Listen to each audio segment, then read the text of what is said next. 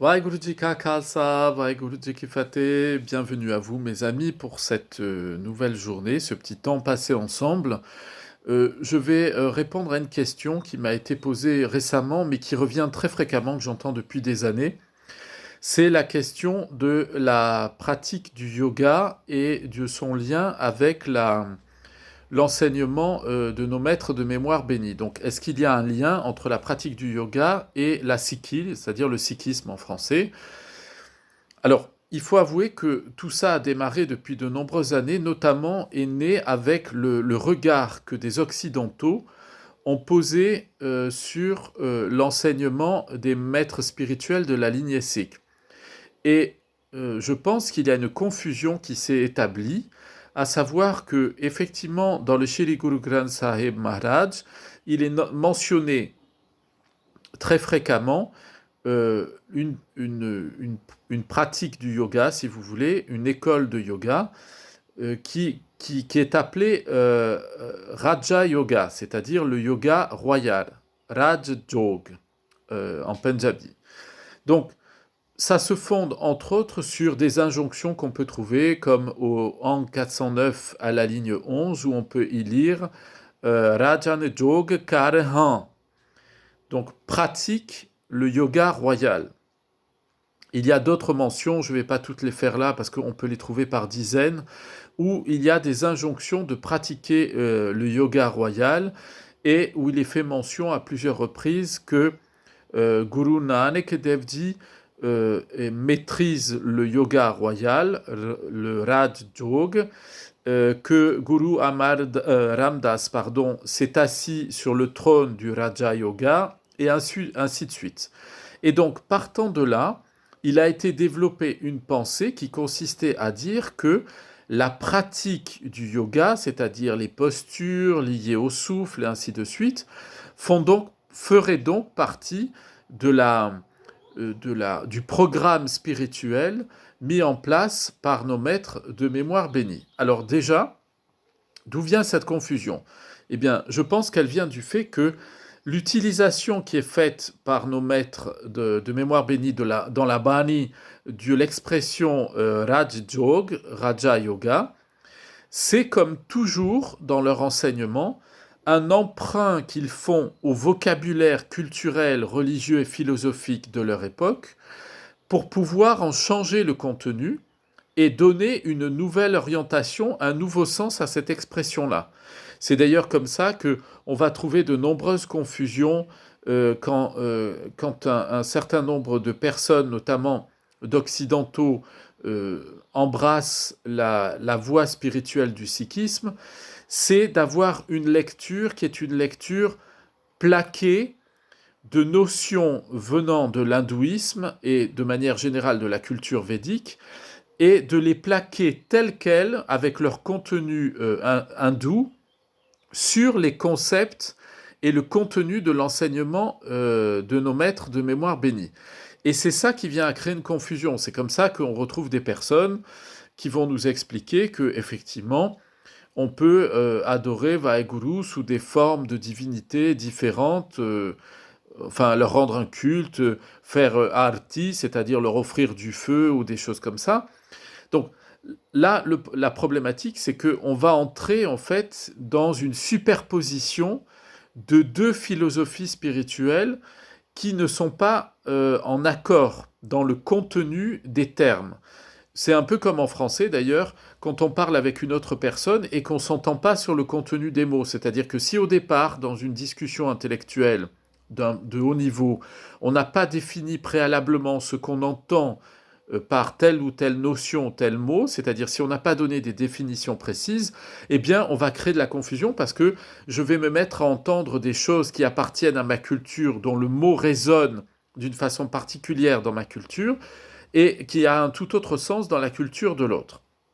Donc déjà, pour faire une rétrospective historique, qu'est-ce que c'est que le Raja Yoga? En fait, le Raja Yoga, au sens védique du terme, il naît à l'intérieur donc de la grande tradition hindoue. Alors, quand je dis grande tradition hindoue, c'est parce que l'hindouisme, c'est pas une religion unique, c'est une religion composée de plusieurs courants religieux différents, hein.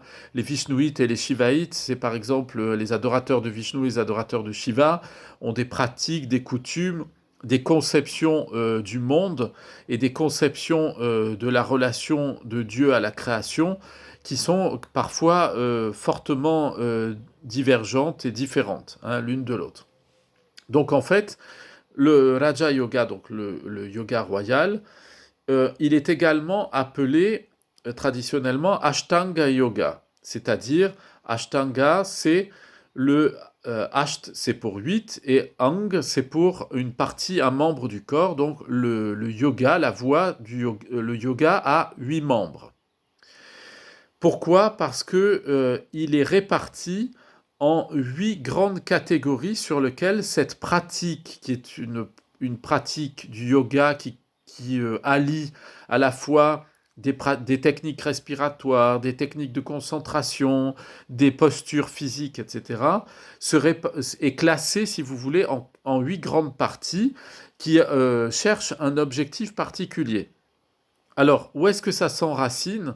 C'est ce yoga-là, il est basé, c'est le plus ancien, sur les sutras de Patanjali. Patanjali Sheshnaga, il est appelé comme ça d'ailleurs, il est Sheshnag dans la Bani. Il y a une référence qui est faite à lui. C'est le fondateur de ce qu'on va appeler de manière générale le yoga à peu près tel qu'on le connaît, plus des techniques de méditation qui vont avec, ascétique et de maîtrise de toutes les dimensions du corps. Donc, il faut savoir que l'expression donc Raja Yoga, elle va apparaître essentiellement au cours du XVe siècle en Inde, et pour l'essentiel, on la voit apparaître dans le Hatha Yoga Pradipika, qui est un ouvrage qui traite de ça, et qui a été écrit par un yogi qui s'appelle Svatmarama. Voilà, pour vous le situer, mais c'est important de le resituer historiquement. Et en fait, ce type de yoga-là, de lui va naître ce qu'on appelle aujourd'hui le Hatha Yoga, c'est-à-dire le yoga physique, comme les gens le voient, qui allie les techniques de souffle en même temps avec les postures physiques. Donc vous voyez, est-ce que Guru Nanak Dev Ji est parti sur cette voie-là? Eh bien, quand on lit la Bani, on s'aperçoit qu'il est souvent en discussion avec des yogis, qui sont appelés des naths, des chefs de yogis, des ascètes, et que la plupart du temps, il est en contradiction avec eux sur le fait, dans le Kal-Yug, dans l'âge sombre, l'âge de Kali, de se mettre à pratiquer justement ces techniques-là pour espérer par soi-même, parce que c'est le but en fait du Raja Yoga tel qu'il est défini par Patanjali, c'est que ce serait que par nos propres efforts, nous arriverions à la libération spirituelle, c'est-à-dire à nous libérer de nos attachements aux choses de ce monde et à notre ego, à nous-mêmes, et que nous réaliserions par nous-mêmes la fusion, l'union en Dieu, hein, le fait de se fondre en Dieu. Donc vous voyez, il y a une notion de mérite et d'effort. Donc il faut bien retenir ça, parce qu'on va voir ce qu'il en est dans la pensée de nos maîtres de mémoire bénis. Donc le but du Raja Yoga, c'est donc la libération du sansar, des cycles des renaissances, si on le prend tel qu'il est enseigné par Patanjali. Donc vous voyez, ce qui est intéressant à retenir, c'est que l'expression Raja Yoga, elle apparaît au XVe siècle, c'est-à-dire elle apparaît à la période où Guru Nanak, à la fin du XVe siècle, Guru Nanak commence à prêcher et à enseigner. Et il va donc récupérer cette expression qui est très à la mode à ce moment-là, puisqu'elle n'existe pas auparavant et qu'elle vient d'apparaître. C'est donc une expression pour lui moderne, elle lui est contemporaine, et donc tout le monde parle de ce Raja Yoga dans les populations hindoues que Guru Nanak côtoie. Et donc, il va utiliser cette expression populaire, très connue, qui a beaucoup de succès, pour lui donner un nouveau contenu. Mais à l'époque, qu'est-ce que ça définit? Comme je vous le disais, c'est appelé aussi Ashtanga Yoga, c'est-à-dire le yoga en 8 parties. Donc ces 8 parties, que sont-elles? Il y a d'abord Yam. Yam, c'est la conduite envers les autres, la relation que nous avons envers les autres. Il y a notamment, dans cette pratique-là, la plus connue, c'est la haïnsa. C'est la non-violence. Mais il y a bien d'autres choses aussi, la façon morale de se comporter vis-à-vis des autres. Il y a un autre, le deuxième aspect, si vous voulez, c'est niyam. C'est des contraintes que l'on s'impose à soi-même. C'est-à-dire comment dire, de la discipline qu'on va s'appliquer à soi-même. Si vous avez déjà vu des sadhus, par exemple, en Inde, que ce soit en réel ou dans des reportages, vous allez les voir, ils vont passer 1 an ou 2 ans le bras attaché en l'air à une branche, ils vont plus bouger, ils vont pas manger, ils vont pas faire ceci, pas faire cela. Donc c'est ce qu'on appelle en français de la mortification. Ensuite, il y a le troisième aspect du Raja Yoga, c'est asana, c'est trouver le calme en prenant une posture de yoga physique. Il y a le pranayam. Pranayam, c'est la maîtrise de la science du souffle. Vient ensuite, donc, cinquièmement, il vient ce qu'on appelle pratyahara, c'est l'abstraction des sens, c'est-à-dire on va se détacher des saveurs, du goût, de l'odorat, c'est-à-dire de ce qu'on sent, de ce qu'on entend, de ce que l'on voit, etc. C'est encore de la mortification, de la pénitence. Ensuite, il y a dharana, qui est la concentration. Garder son esprit sur un point fixe, c'est une concentration. Alors, ayez toujours à l'esprit que tous ces points que je viens d'aborder là, du Raja Yoga de Patanjali, ce sont des dimensions dans lesquelles l'homme se force. Il impose sur lui une force et une contrainte. Hein. Il y a de la contrainte, il y a une discipline de fer, hein, on dirait dans ce domaine-là. Il y a dhyana, qui est la méditation profonde. Et enfin, samadhi, qui est un état de contemplation, d'union à Dieu. Voilà, de transe mystique, si vous voulez. Donc, en fait, on voit que le Raja Yoga tel qu'il est défini au XVe siècle, au moment où vit Guru Nanak et il commence à enseigner, et ce Raja Yoga est très en vogue à ce moment-là, eh bien, Guru Nanak va utiliser cette expression parce que ça parle à l'esprit des gens. Dans l'esprit des gens, des contemporains de Guru Nanak, qu'est-ce que ça veut dire? Ça veut dire que pratiquer le Raja Yoga, pourquoi on l'appelle le yoga royal? Parce que c'est très difficile. Vous voyez bien qu'il faut se priver des 5 sens, il faut mortifier son corps, il ne faut pas faire ça, se retirer du monde, se mettre à l'écart, pratiquer une méditation avec de la concentration sur le souffle, en contraignant le corps par des postures, pour atteindre un état qui est un état de transe mystique, et obtenir une connaissance des mécanismes intérieurs en forçant, si vous voulez. C'est-à-dire, c'est une contrainte par le mental. Or, est-ce que Guru Nanak veut nous enseigner qu'il faut nous contraindre par cette voie-là du mental? Absolument pas. Mais pourquoi utilise-t-il ce terme-là? Parce que vous voyez que c'est tellement difficile à mettre en pratique ce yoga-là que Guru Nanak va dire à tous ceux qui l'écoutent, et il nous dit, mais moi je vais vous donner la clé du Raja Yoga. Je vais vous dire comment est-ce qu'on pratique le Raja Yoga. Qu'est-ce que c'est? Alors, où est-ce qu'il nous l'enseigne? On peut le voir au Ang 211. Et là, nous y lisons la chose suivante. Voilà ce qui est dit. Rasana japiye eknahame. Avec ta langue, chante le nom du Seigneur. Et asuk anandkan agejiya ke sangkam. C'est-à-dire, dans ce monde, donc chanter le nom du Seigneur, ça procure la paix, le contentement et la félicité intérieure. Et après, ça reste avec ton âme et constamment en activité à l'intérieur de toi. Kati etera ahang. Et la maladie de ton ego est alors soignée, hein, elle est partie, la maladie de l'ego est éradiquée. Tungure parsad kare rajejog, par la grâce du gourou, pratique le Raja Yoga, le yoga royal. Donc, voilà ce que nous enseigne Guru Nanak Dev Ji. Il nous dit qu'en fait, la pratique du Raja Yoga, c'est quoi? C'est de chanter le nom divin. Pourquoi? Parce que Guru Nanak explique très régulièrement dans ses enseignements que dans l'âge dans lequel nous vivons, le Kal-Yuga, l'âge sombre, et nous le voyons bien aujourd'hui, c'est très difficile aujourd'hui pour la plupart des gens de se discipliner. C'est très compliqué d'avoir une discipline et de s'y tenir. Regardez le 1er janvier chaque année, les gens prennent des tas de résolutions qu'ils ne tiennent en fait absolument pas. Hein, au 1er janvier, ils disent, bon, cette année, par exemple, ceux qui fument des cigarettes, j'arrête de fumer des cigarettes.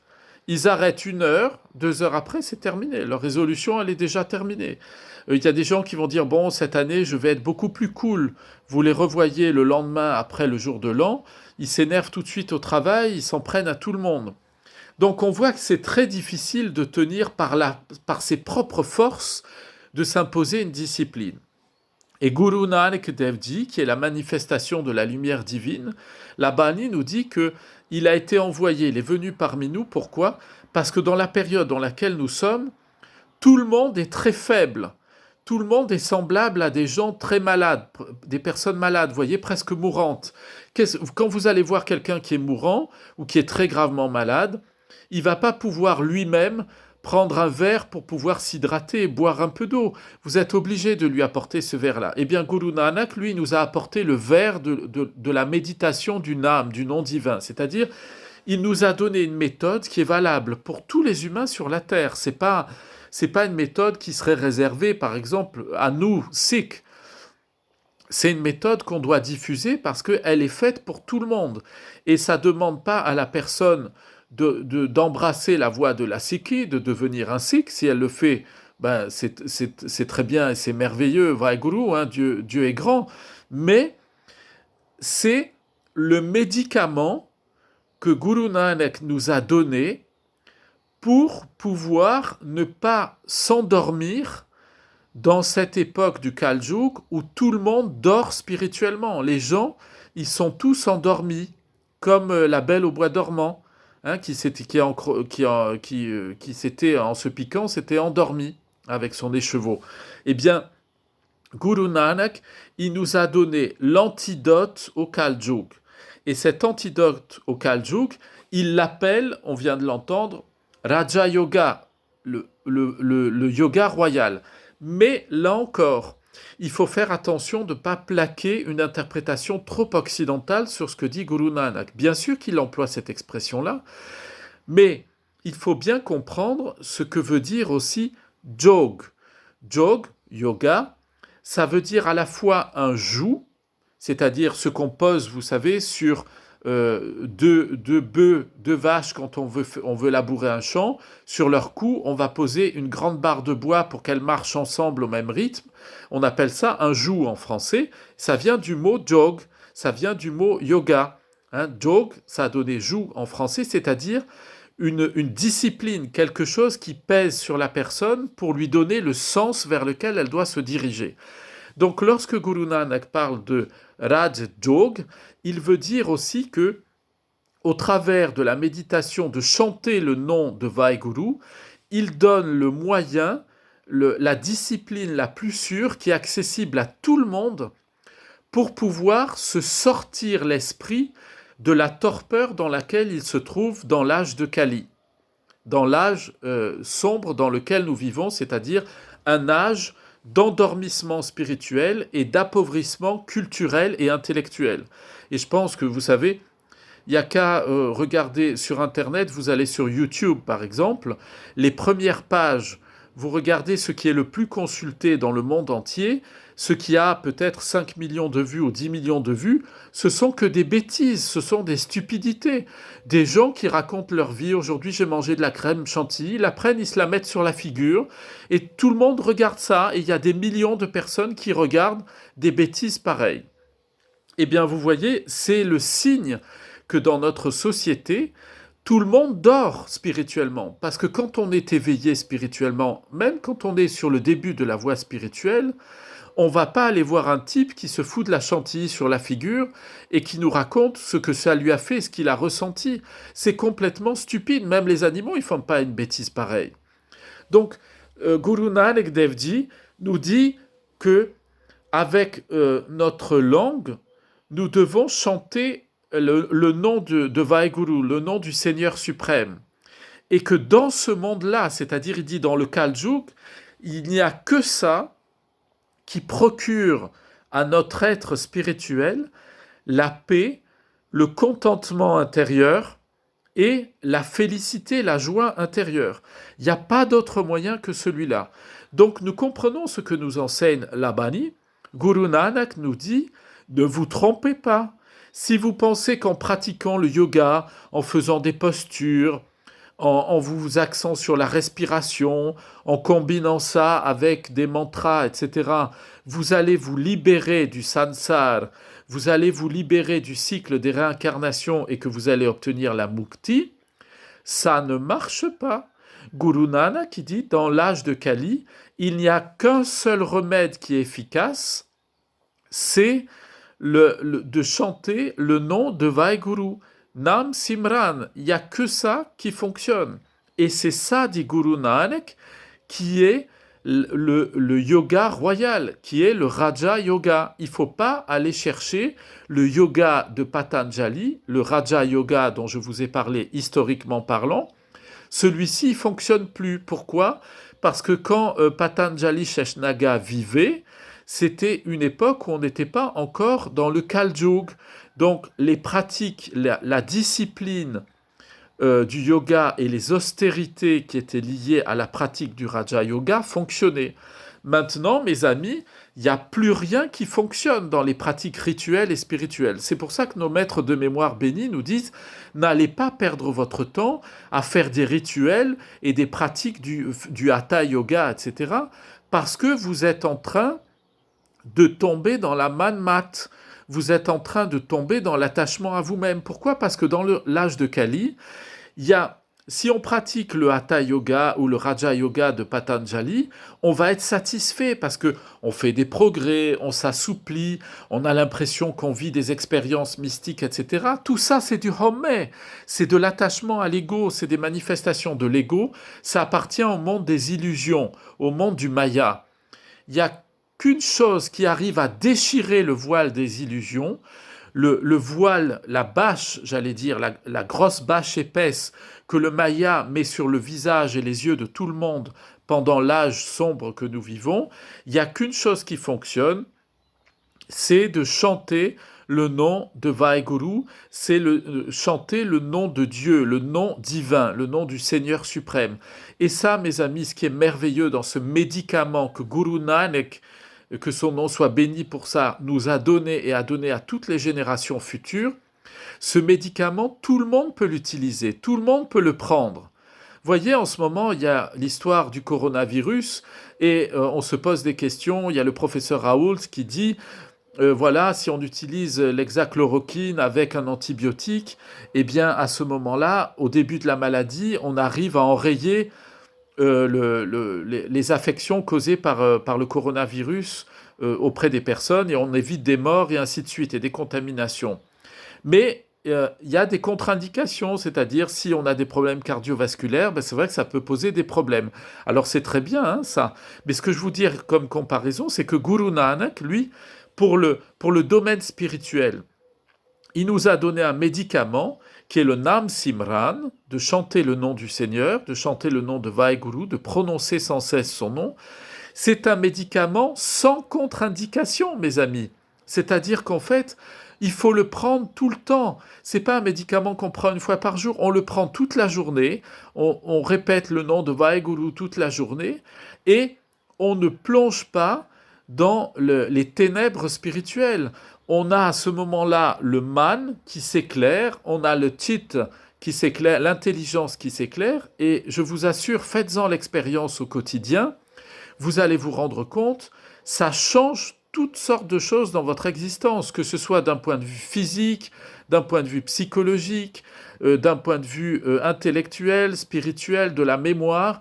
Méditer le nom de Vaheguru, c'est le médicament suprême. C'est-à-dire que dans une société où on vous endort, on nous endort tous, on nous fait croire que ce qui est important dans la vie, c'est de faire des prêts pour acheter des voitures, pour acheter de beaux écrans de télévision, pour partir en voyage tout le temps à l'autre bout du monde, aller se faire bronzer de l'autre côté de la Terre, alors que quelquefois il suffit de faire 500 kilomètres pour aller au bord de mer. Non, il faut aller de l'autre côté du monde, vous voyez. Et on nous propose toujours plus, toujours plus. Regardez les téléphones. Quand vous avez le téléphone, que ce soit un Android, un iPhone, et vous avez le modèle 1, l'année d'après le modèle 2, le modèle 3, le modèle 4, et c'est toujours mieux, toujours mieux. Et les gens ne cessent de vouloir toujours plus parce qu'on leur promet toujours mieux. Eh bien, Guru Nanak Dev dit, il nous dit, moi je vous donne le Raja Yoga. Et c'est quoi le yoga royal? C'est chanter le nom de Vaheguru. C'est méditer sans cesse le nom de Vaheguru. Et mes amis, ça, tout le monde peut le faire. Même une personne qui est gravement handicapée mentalement et physiquement, elle a accès à ce médicament spirituel, c'est-à-dire elle peut trouver la libération de l'attachement à elle-même, à ses égos et à ses souffrances en méditant le nom divin. N'est-ce pas merveilleux cet enseignement-là? Et vous comprenez pourquoi toute la Bani fait référence au Raja Yoga. C'est pas pour aller se mettre en haut d'un arbre en tailleur et faire des postures de singe en respirant et en pensant que ça va nous donner la libération. Ça ne donne la libération de rien du tout. Vous savez à quoi on le voit? Parce qu'il suffit de regarder simplement les sadhus qui depuis des années et des années pratiquent les postures de l'Ashtanga Yoga, etc., la plupart d'entre eux, ils sont pas sociables. Vous passez à côté, ils vous font partir, ils parlent pas correctement, ils fument du cannabis, ils font toutes sortes de choses. Vous avez même certains à Bénarès qui vont voler des morceaux de corps humain sur les bûchers funéraires pour les manger. Qu'est-ce que c'est que cette folie? Guru Nanak nous dit, mais la méditation d'une âme, ça rend la personne utile à la société, bienveillante, qui est dans le partage, dans la bonté, la relation, l'amour, la protection de la nature. Ça transforme pas la personne en quelqu'un qui se couvre avec des cendres mortuaires, qui se grime le visage, qui se lave pas les cheveux, qui mange pas pendant 6 mois, qui fume de la ganja et des choses comme ça. Qu'est-ce que c'est que ces histoires? Donc Guru Nanak, dans sa sagesse infinie, nous dit, voilà, vous voulez atteindre la pratique, la discipline suprême de la voie spirituelle, méditez le nom de Dieu, du Seigneur suprême, méditez le nom de Vaheguru. C'est simple, mes amis. Simplement, portez votre attention sur la présence de la vie qui est à l'intérieur de vous et répétez au rythme de votre souffle Vaheguru, Vaheguru, Vaheguru. Voilà mes amis, et ça vous pouvez le communiquer à tout le monde, nous pouvons le dire à tout le monde. C'est le message que Guru Nanak nous a demandé de diffuser, c'est voilà, Vaheguru, répétez le nom divin et ça va faire surgir en vous l'amour divin, la manifestation même de la vie en abondance. Et qu'est-ce qu'elle fait la vie? Elle donne, elle donne, elle donne à profusion. Elle ne cesse de donner. Quand quelqu'un s'approche d'un arbre fruitier, d'un pommier par exemple, ou d'un figuier, que cette personne ait le cœur bon ou mauvais, le figuier lui donne de bons fruits. Il ne change pas la nature de ses fruits en fonction des personnes qui l'approchent. Eh bien, Guru Nanak nous dit, c'est ça la voie du Raja Yoga véritable, c'est que lorsque un de ses disciples, lorsque une personne qui se met sur la voie spirituelle médite le nom de Vaheguru, le prononce et s'ancre dans ce principe de la vie, par la méditation d'une âme, eh bien, il devient comme un bel arbre fruitier qui, quelles que soient les personnes qui l'approchent, ne cesse de communiquer de la paix, de l'amour, de la satisfaction, du contentement intérieur et surtout une joie communicative et infinie. Je vous souhaite une excellente journée. Je vous dis à très bientôt. Des bénédictions sur vous, sur vos familles, vos voisins, vos amis et tous ceux que vous aimez. Vaheguru Ji Ka Khalsa, Vaheguru Ji Ki Fateh.